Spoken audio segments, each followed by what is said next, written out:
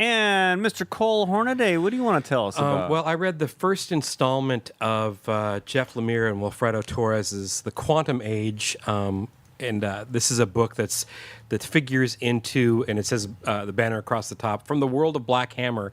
And as you know, I'm quite fond of Lemire's Black Hammer series, and what's been happening of late is that Lemire's been introducing different Black Hammer stories, kind of all, from all points of the compass. I do believe that at some point they all are going to intermingle. Quantum Age takes place in 3041, and they're referring back to the characters that we know from the Black Hammer series. They come to refer to those folks who were marooned in this rural community as the Black Hammer Farm. So at some point we learn, I apologize if you're not familiar with the Black Hammer stories. I've encouraged you to read them in the past, and now you only have yourself to blame. But this is one of several books, that are part of that Black Hammer universe. There's the Sherlock Frankenstein and Dr. Starr and the Kingdom of Lost Tomorrows. And I don't know, Chris, are there more coming?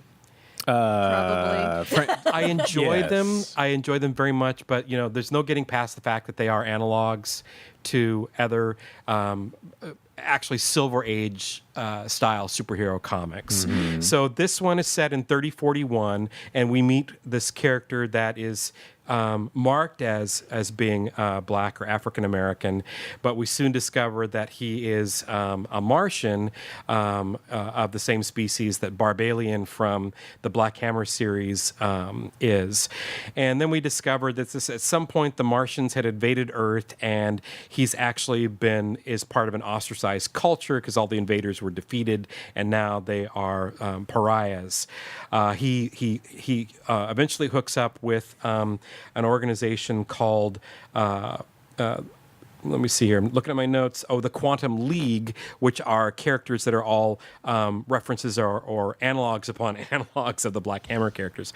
Okay, I really enjoy Lemire's storytelling, even when he's dealing with ideas that aren't necessarily particularly original. I love his characters. I like his dialogue. The only thing holding me back on complete enjoyment of Quantum Age is I do not care for Wilfredo Torres's artwork. It's got a minimalist aspect the way Mike Allred draws, but it's lacking in a tone and a maturity, and I think it's the inking. I think because all the layouts, all the angles, all the architecture, all the design, it's all there. It just comes off as bland and oversimplified. And maybe for me personally, I need something with a little bit more texture in my storytelling, because it just doesn't hold me. And in fact, I maybe that's the point. Maybe it's supposed to have this sort of juvenile aspect to the illustrations. But beyond that, I enjoyed the story. I just was totally turned off by the artwork. Mm-hmm. And I think Torres is actually doing his own inks, because Dave Stewart, genius colorist that he is, does a good job with all of that. I think the series is running 6 issues.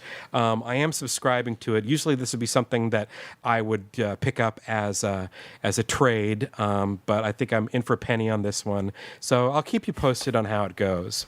Mm-hmm. Right on. Quantum Age. Thank you, Cole. Age. I don't think there's any more you have to worry about coming out from the Black Hammer verse. Yeah.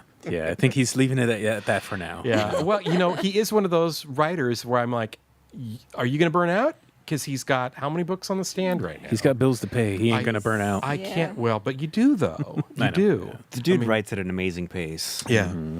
All right. Thank you, Cole.